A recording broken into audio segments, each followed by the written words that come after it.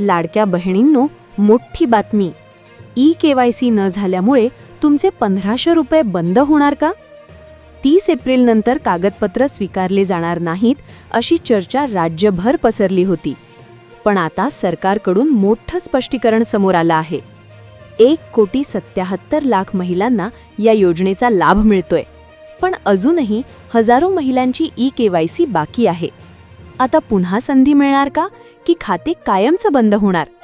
त्यातच धक्कादायक खुलासा. काही पुरुषांनी चुकीच्या पद्धतीने योजनेचा लाभ घेतल्याचं समोर आले असून शासन आता 12 ते 12,500 रुपये परत वसूल करण्याच्या तयारीत आहे. सरकारचा नेमका निर्णय काय? ई-केवायसीसाठी पुन्हा मुदत वाढणार का? आणि कोणावर होणार मोठी कारवाई? हे सगळं जाणून घेण्यासाठी व्हिडिओ शेवटपर्यंत नक्की बघा, कारण पुढची अपडेट तुमच्यासाठी खूप महत्त्वाची असू शकते. ई-केवायसी आणि कागदपत्रे सादर करण्याबाबत सरकारचे स्पष्टीकरण. बहिणींनो, गेल्या काही दिवसांपासून अशी चर्चा सोशल मीडियावर आणि महिलांमध्ये सुरू होती की 30 एप्रिलनंतर जिल्हा महिला विकास विभागात कोणतेही कागदपत्र सादर करता येणार नाही. मुदत संपल्यामुळे ज्यांची ई-केवायसी राहिली आहे त्यांचे अर्ज बाद होणार की काय, अशी भीती बहिणींच्या मनात होती. पण आता यावर सरकारने अत्यंत महत्त्वाचं आणि अधिकृत स्पष्टीकरण दिलं आहे. सरकारने स्पष्ट केलंय की 30 एप्रिलनंतर कागदपत्रे स्वीकारली जाणार नाहीत किंवा महिलांना संधी मिळणार नाही असा कोणताही निर्णय सरकारने घेतलेला नाही.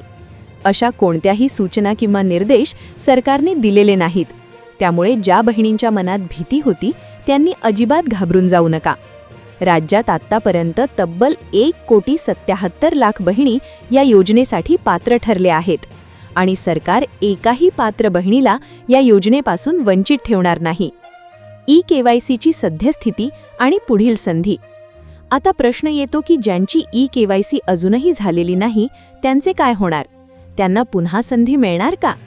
तर बहिणींनो, खरं तर या ई-केवायसीची सुरुवात गेल्या वर्षी ऑगस्ट महिन्यापासूनच सुरू झाली होती आणि त्यानंतर 31 डिसेंबरपर्यंत त्यासाठी शेवटची मुदत देण्यात आली होती.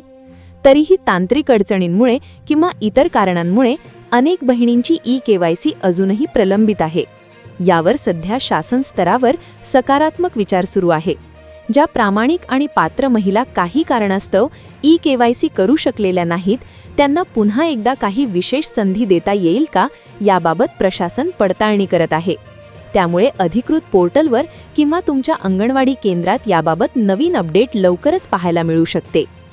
चुकीच्या लाभार्थ्यांवर म्हणजेच पुरुषांवर होणार मोठी कारवाई. आता वळूयात आजच्या सर्वात मोठ्या आणि खळबळजनक अपडेटकडे. लाडकी बहीण योजना ही फक्त आणि फक्त गरजू महिलांसाठी आहे. पण काही ठिकाणी अतिशय चुकीच्या पद्धतीने आणि फसवणूक करून पुरुषांनी सुद्धा या योजनेचा लाभ घेतल्याचे समोर आले आहे. असे अंदाजे 12 ते 12,500 पुरुषांनी किंवा अपात्र व्यक्तींनी चुकीच्या पद्धतीने योजनेचे पैसे खात्यावर जमा करून घेतले आहेत. यावर सरकारने आता अत्यंत कडक पाऊल उचलले आहे. महिला विकास विभागाने स्पष्ट केले आहे की ज्यांनी चुकीच्या पद्धतीने लाभ घेतला आहे त्यांच्याकडून ती संपूर्ण रक्कम शासनाच्या तिजोरीमध्ये परत वसूल केली जाणार आहे. या वसुलीच्या प्रक्रियेचा प्रस्ताव शासन स्तरावर मंजुरीसाठी पाठवण्यात आला असून त्याला मंजुरी मिळताच या सर्व फसवणूक करणाऱ्यांवर कायदेशीर कारवाई आणि पैशांची वसुली सुरू होणार आहे. म्हणजेच बहिणींच्या हक्काच्या पैशांवर डल्ला मारणाऱ्यांची आता खैर नाही. तर बहिणींनो, आजच्या या मोठ्या अपडेटवरून हे स्पष्ट होतंय की सरकारने कोणतीही कागदपत्रे स्वीकारणे बंद केलेले नाही. त्यामुळे अफवांवर विश्वास ठेवू नका. तसेच तुमची ई-केवायसी झाली आहे की नाही हे एकदा नक्की तपासून घ्या. तुम्हाला या योजनेचे नियमित पैसे मिळत आहेत का, की तुमची ई-केवायसी अजूनही बाकी आहे? आम्हाला खाली कमेंट करून नक्की सांगा. ही महत्त्वाची माहिती तुमच्या इतर नातेवाईकांना आणि लाडक्या बहिणींसोबत व्हॉट्सॲपवर नक्की शेअर करा. सरकारी योजनांच्या अशाच सर्वात आधी आणि खऱ्या अपडेट्स मिळवण्यासाठी आपल्या चॅनलला आत्ताच सबस्क्राईब करा आणि शेजारील बेल आयकॉन नक्की दाबा. धन्यवाद. जय हिंद, जय महाराष्ट्र.